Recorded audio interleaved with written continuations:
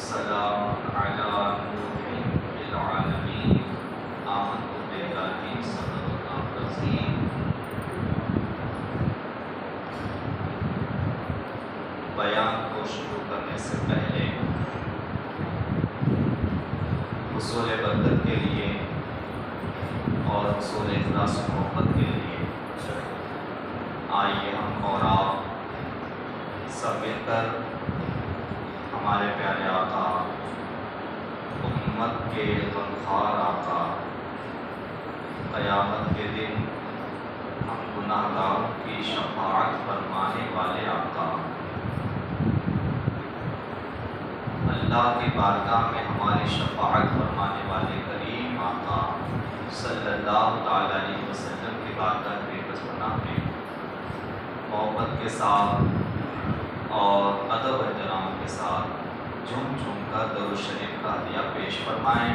اللہم صلی علی سیدنا مولانا محمد وعلی آلہ سیدنا مولانا محمد وبارک وسلم صلاۃ و سلام علیک یا سیدی یا حبیبی یا رسول اللہ صلی اللہ تعالی علیہ وسلم۔ قرآن مجید میں اللہ تعالیٰ نے ارشاد فرمایا ہے، سلام علی نوح فی العالمین، سلام ہو عالمین میں نوح پر علیہ السلام۔ اللہ تبارک و تعالیٰ نے حضرت نوح علیہ السلام پر سلام ارشاد فرمایا ہے۔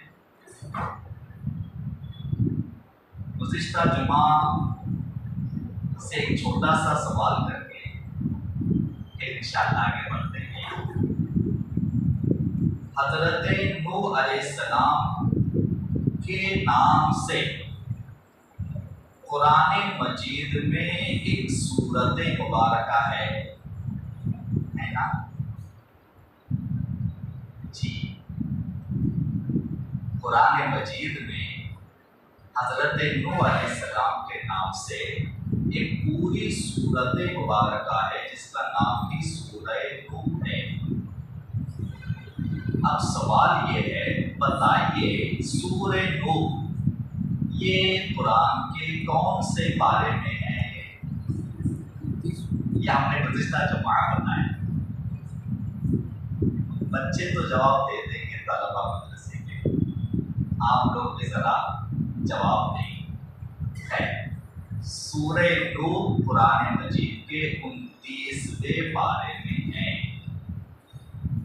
اور یہ بھی یاد رکھیں کہ حضرت نوح علیہ السلام کا قصہ، حضرت نوح علیہ السلام کا واقعہ یہ صرف سورہ نوح میں ہی بیان ہوا ہے ایسا نہیں ہے۔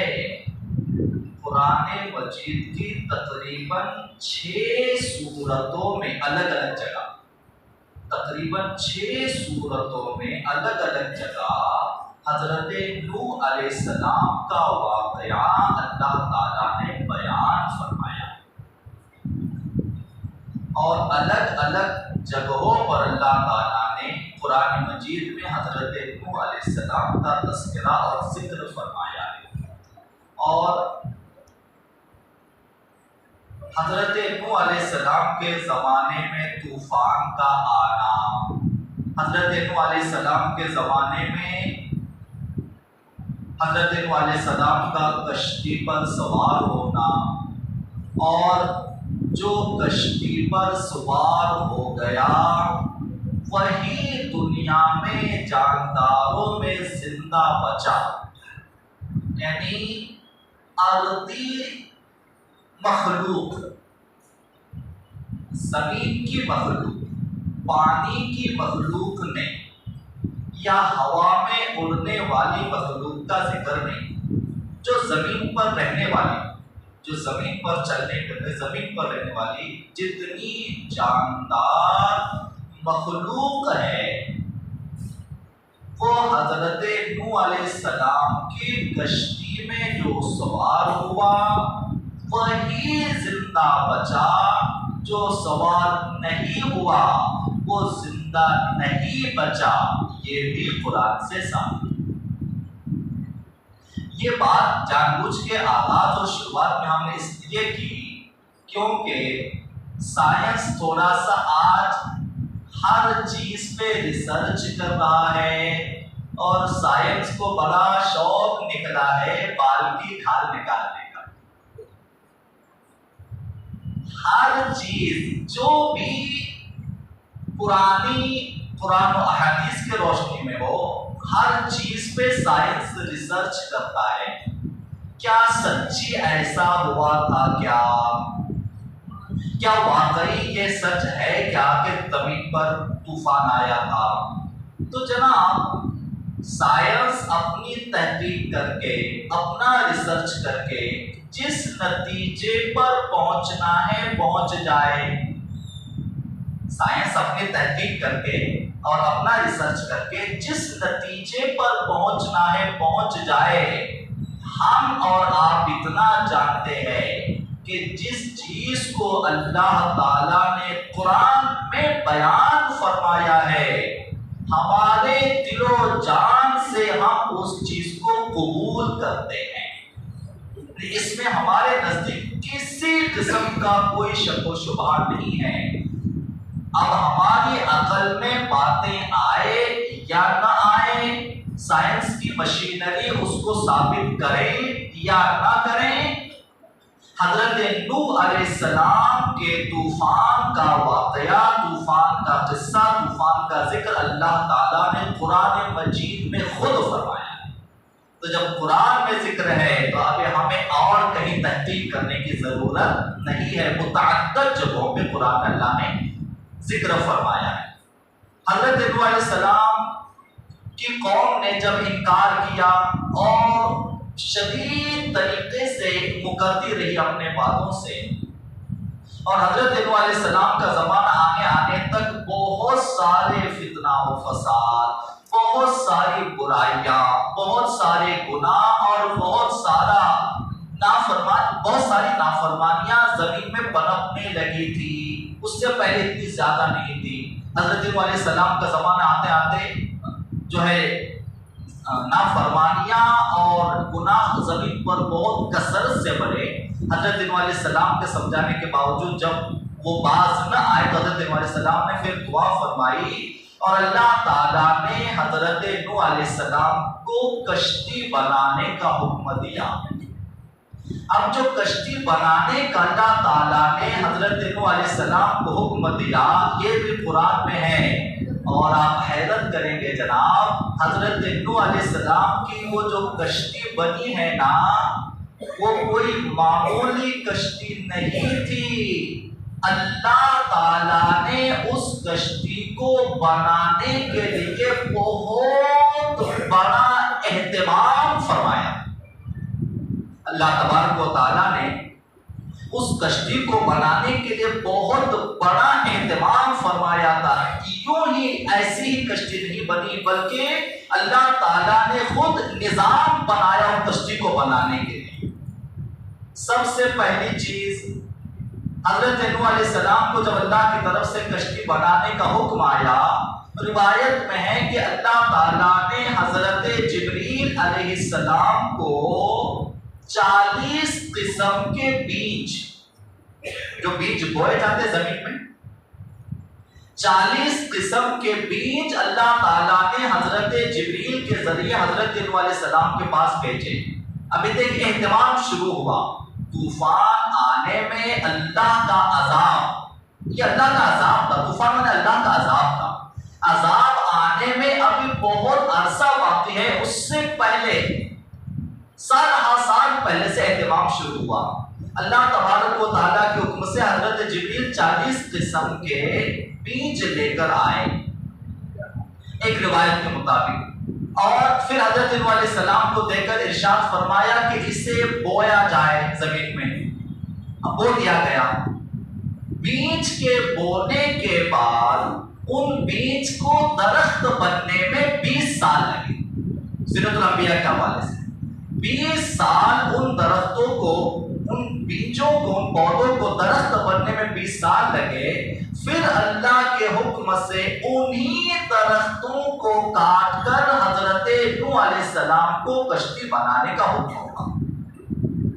اور حضرت نوح علیہ السلام کی وہ جو طوفان کا ذکر ہے نا، آپ حیرت کریں گے جناب، آپ کو معلوم حضرت نوح علیہ السلام کے زمانے کے طوفان کی جب اللہ تعالیٰ نے پیشن گوئی فرمائی، قرآن میں اس کا ذکر ہے کہ اللہ تعالیٰ نے پیشن گوئی یوں فرمائی کہ عذاب کے آنے کی نشانی، اللہ کے عذاب کے آنے کی علامت یہ ہوگی کہ اچھا ایک چیز بتائیے، ہم اور آپ زمین، ہم دنیا میں رہتے ہیں، ہم انسان، وہ کون سی جگہ ہے سب سے اہم ہماری زندگی کی جہاں ہم پانی پسند نہیں کرتے؟ آپ کہیں گے گھر، ہاں بے شک ہم گھر ہیں جہاں ہم پانی پسند نہیں کرتے، مگر گھر میں ہمارے استعمال کا پانی بہرحال ہوتا ہے۔ ایک جگہ ہے جہاں ہم اور آپ پانی کبھی پسند نہیں کرتے، وہ جگہ ہے ہمارا چولہا، ہے نا؟ یہ ہسٹری ہے، انسانیت کی تاریخ ہے کہ انسان اپنے چولہے میں پانی پسند نہیں کرتا، چاہے وہ آج کے ہائی ٹیک زمانے کے چولہے ہو، پہلے زمانے کی تو بات ہی الگ ہے، مگر ایک ایسی چیز ہے دنیا میں جہاں ہر جگہ پانی ایڈجسٹ ہو جائے گا، ہر جگہ پانی انسان چلا لے گا، مگر چولہا ایک ایسی چیز ہے جہاں جس پر پانی انسان برداشت نہیں کرتا یا اس کو قبول نہیں کرتا کہ میرے چولہے میں پانی۔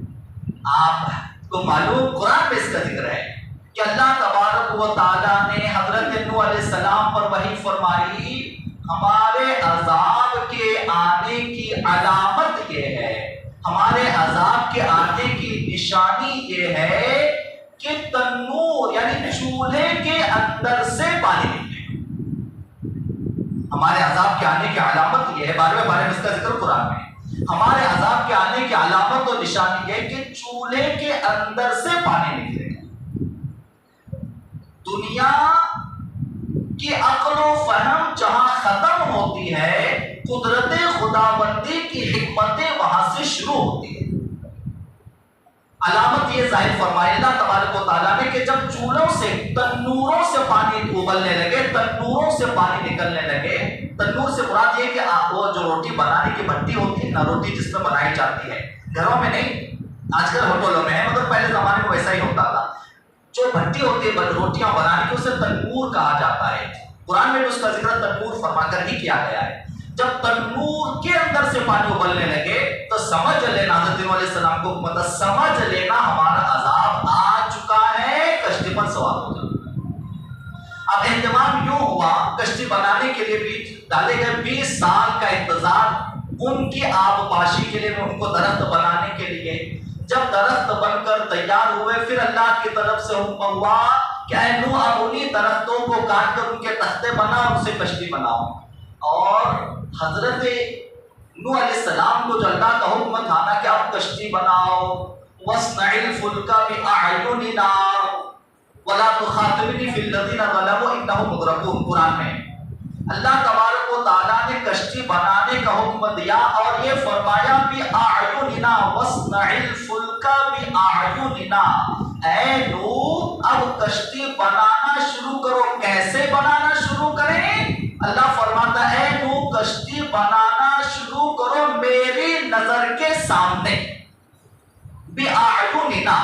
قرآن مجید 12واں پارہ سورہ ہود، آپ ترجمہ پڑھیں، تفسیر پڑھیں، آپ کے سمجھ میں آئے گا۔ اللہ تبارک و تعالیٰ نے حکم دیا اے نوح کشتی بناؤ، کیسے؟ بِأَعْيُنِنَا، میرے سامنے، یعنی اے نوح تو کشتی کیسے بناتا ہے؟ اول چیز تو یہ کہ اسے میں دیکھوں گا، اور دوسری چیز اے نوح کشتی ویسے بنانا جیسے میں حکم دیتا ہوں۔ گویا اللہ تبارک و تعالیٰ نے حضرت نوح علیہ السلام کو کشتی کس طرح سے بنانی ہے، کہ اللہ تبارک و تعالیٰ نے حضرت نوح علیہ السلام کو ہر لمحہ، ہر لحظہ، ہر وقت، ہر پل اللہ تعالیٰ نے حضرت نوح علیہ السلام کی رہنمائی فرمائے اے نوح اسے اس طرح سے بناؤ، اے نوح اس تختے کو یہاں لگاؤ، اے نوح اس تختے کو یہاں لگاؤ، اس طرح سے حضرت نوح علیہ السلام کو اللہ تبارک و تعالیٰ نے حکم دیا میرے سامنے، جیسے گویا میں دیکھ رہا ہوں کشتی بناؤ۔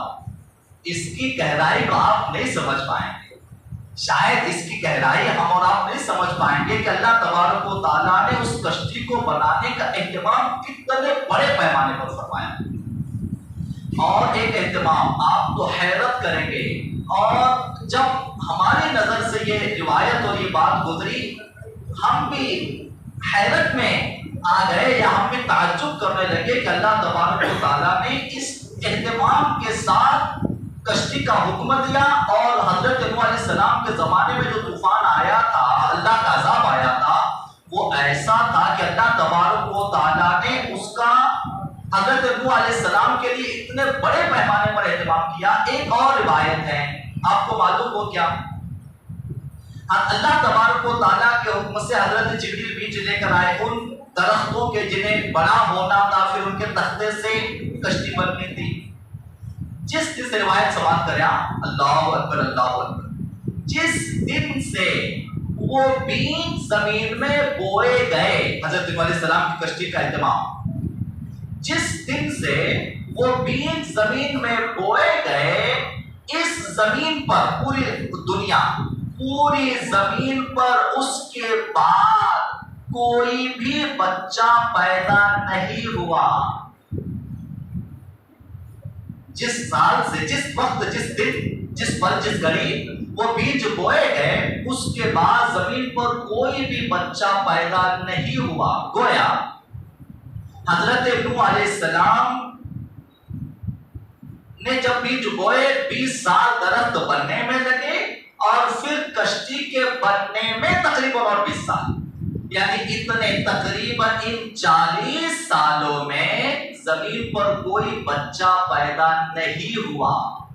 یعنی جو طوفان نوح یا اللہ کا عذاب آیا تھا، اس عذاب کے وقت میں دنیا میں اس روئے زمین پر کوئی بھی چھوٹا بچہ موجود نہیں تھا،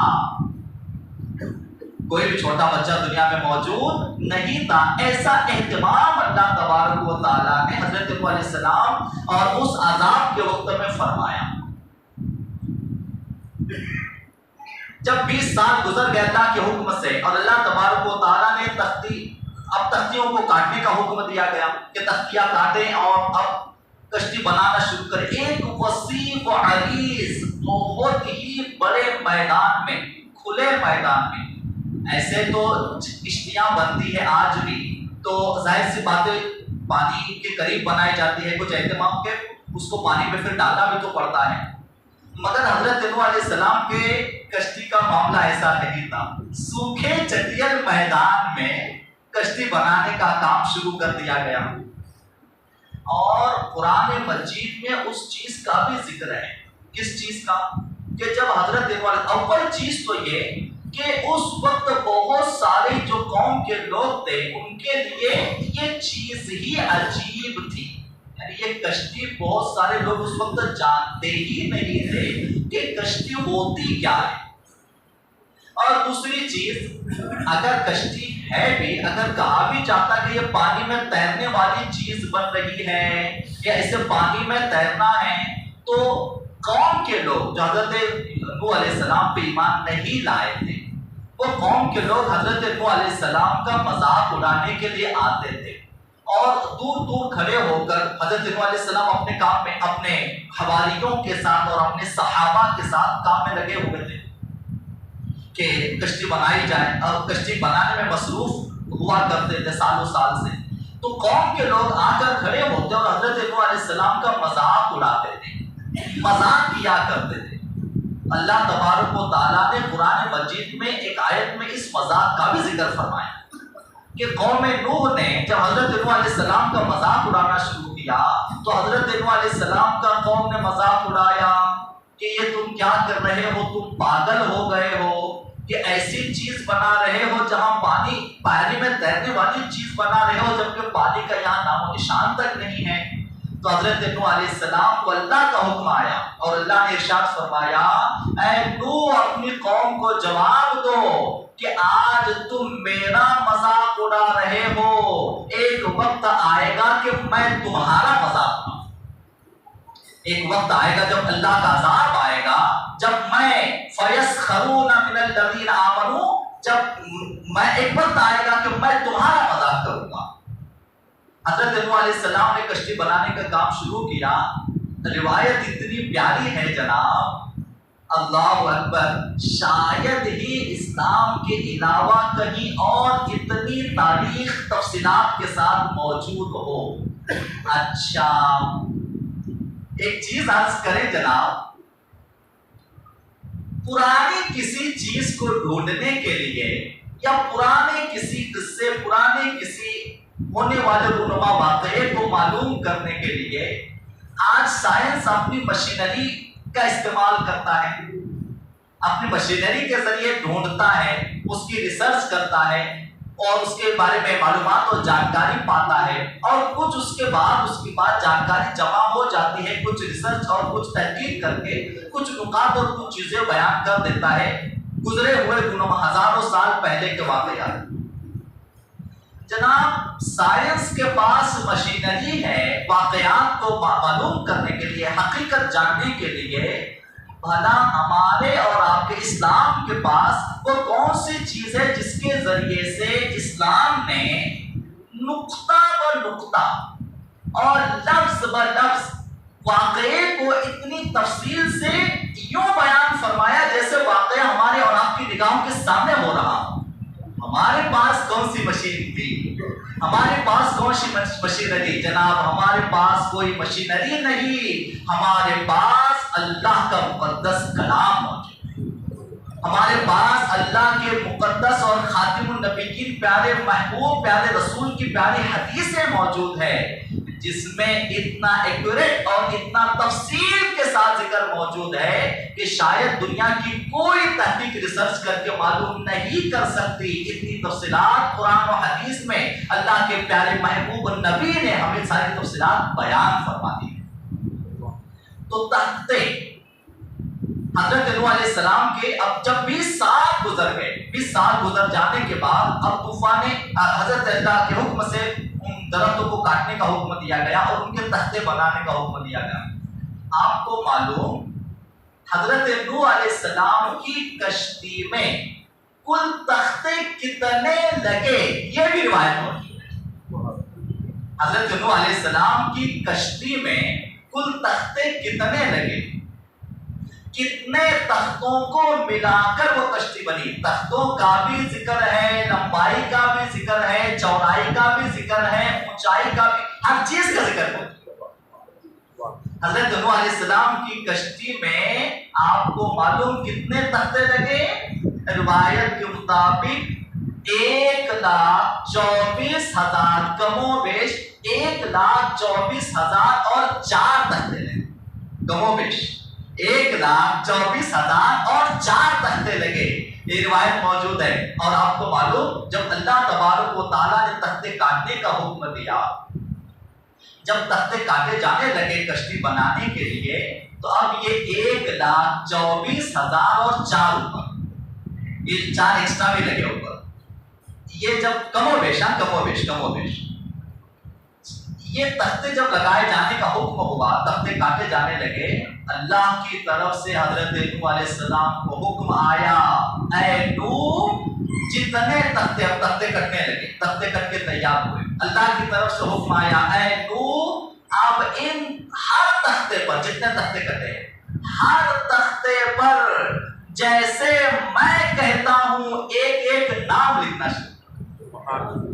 اے نوح جیسے میں کہتا ہوں ہر تختے پر ایک ایک نام لکھنا شروع کرو۔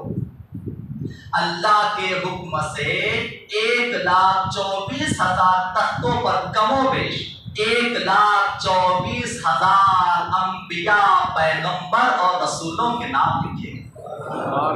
حضرت آدم علیہ السلام سے لے کر حضرت عیسیٰ علیہ السلام تک حضرت نوح علیہ السلام کی کشتی کے ہر تختے پر تمام نبیوں کے نام لکھے گئے، مگر 4 تختے اور ضرورت پڑی، 4 تختے اور لگنے والے تھے۔ حضرت نوح علیہ السلام نے اللہ سے عرض کی، اے پروردگار 4 تختے اور لگنے والے ہیں، لہذا اب ان 4 تختوں پر اور کون سے نام لکھوں، یا ان 4 تختوں پر کون سے نام لکھے جائے؟ اللہ کی طرف سے حکم آیا، اے نوح میرے آخری پیغمبر کے 4 یار ہیں، اے محبوب میرے آخری پیغمبر کے 4 یار ہیں، جن میں پہلے ابو بکر صدیق ہے، دوسرے عمر فاروق اعظم ہے، تیسرے عثمان بن عفان ہے، چوتھے مولا علی بن ابی طالب ہے۔ اے نوح ان 4 تختوں پر میرے محبوب کے 4 یار کے نام ہیں۔ لہذا حضرت نوح علیہ السلام کی کشتی، اب اس سے اندازہ کریں، لوگ کہتے ہیں کبھی کبھی اللہ والوں کے ناموں سے کیا ہوتا ہے، اللہ والوں کی نسبت سے کیا ہوتا ہے، اللہ والوں کی کیا فیض ملتا ہے اللہ والوں کا۔ جناب یہ تو سوال حضرت نوح علیہ السلام سے پوچھے کہ حضرت نوح علیہ السلام نے اپنی کشتی کے ہر تختے پر پیغمبر رسولوں کے نام کیوں لکھوائے؟ ظاہر سی بات ہے اللہ والوں کے ناموں کی تاثیر ہوتی ہے، اللہ والوں کے ناموں میں برکتیں ہوتی ہیں۔ لہذا تختے تیار ہوئے، کشتی بننی شروع ہوئی۔ آپ جانتے ہیں حضرت نوح علیہ السلام کی کشتی کی لمبائی اور چوڑائی کا ذکر ہے۔ حضرت نوح علیہ السلام کی کشتی کی لمبائی تقریباً 300 گز تھی۔ 300 گز یعنی 1 گز ہوتا ہے تقریباً 3 فٹ کا۔ آج ہم قبر کھودتے ہیں، قبر کی لمبائی چوڑائی ہماری اسلامی کتابوں میں لکھی ہے 2 گز کی قبر ہوتی ہے، 2 گز یعنی تقریباً 6 فٹ سے کچھ زائد۔ لہذا 300 گز کی کشتی حضرت نوح علیہ السلام کی لمبائی 300 گز تھی اور اس کی چوڑائی 50 گز تھی اور اس کی اونچائی 30 گز تھی۔ یہ ذکر موجود ہے، لمبائی 300 گز، چوڑائی 50 گز اور اس کی اونچائی 30 گز تھی، اور اس کشتی میں 3 منزلیں بنی ہوئی تھی، 3 اس میں منزلیں بنائی گئی۔ حضرت 300 گز کو، ویسے آپ ایک چیز جانتے ہیں کیا، 300 گز یعنی اس کو اگر ہم فٹ کے حساب سے، آج کل ہم ناپتے ہیں فٹ میں، تو یہ تقریباً فٹ کے حساب سے دیکھا جائے تو 900 فٹ ہو جاتا ہے، 900 فٹ۔ اور 300 گز کی کشتی یہ کوئی چھوٹی موٹی کشتی نہیں ہے۔ آج بھی اگر 300 میٹر کی کشتی دیکھی جائے نا تو آج کے زمانے میں بھی ایک بہت بڑی شپ اس کو سمجھا جاتا ہے، ایک بہت بڑی کشتی سمجھا جاتا ہے۔ لہذا حضرت نوح علیہ السلام کے زمانے میں اتنی وسیع و عریض اللہ کے حکم سے کشتی بن کر تیار ہوئی تھی۔ 3 منزلیں جو تھی نا، یہ 3 منزلوں میں حضرت ایک چیز اور بھی ہے، حضرت نوح علیہ السلام کے گھر کے اور ایسے آپ پر ایمان لانے والے افراد جو اس پہ سوار ہوئے تھے، کل 80 لوگ موجود تھے، 80 کی تعداد تھی، آدمیوں انسانوں کی، مرد عورتیں ملا کر۔ حضرت نوح علیہ السلام کے گھر کے کل 7 افراد تھے کشتی پر۔ حضرت نوح علیہ السلام کے گھر کے کل 7 افراد، آپ کے 3 بیٹے، آپ کی 3 بیویاں اور ایک خود آپ، اس طرح سے نوح علیہ السلام کی کشتی پر آپ کے گھر کے 7 افراد موجود تھے، اور آپ حضرت نوح علیہ السلام کی ایک بیوی اور ان کا ایک بیٹا، ان کا بھی ذکر نام کے ساتھ موجود ہے، ایک بیوی اور ایک بیٹا، یہ بھی حضرت نوح علیہ السلام پر ایمان نہیں لائے تھے، جو حضرت نوح علیہ السلام کے ساتھ کشتی پر سوار نہیں ہوئے، اور انہوں نے حضرت نوح علیہ السلام سے کشتی پر سوار ہونے سے منع فرمایا۔ ایک چیز اور بھی یاد رکھیں، اصل میں کشتی پہ جو سوار کیا جا رہا تھا نا، یہ کشتی پر سوار تب کیا جا رہا تھا جب پانی کہیں نظر نہیں آ رہا تھا۔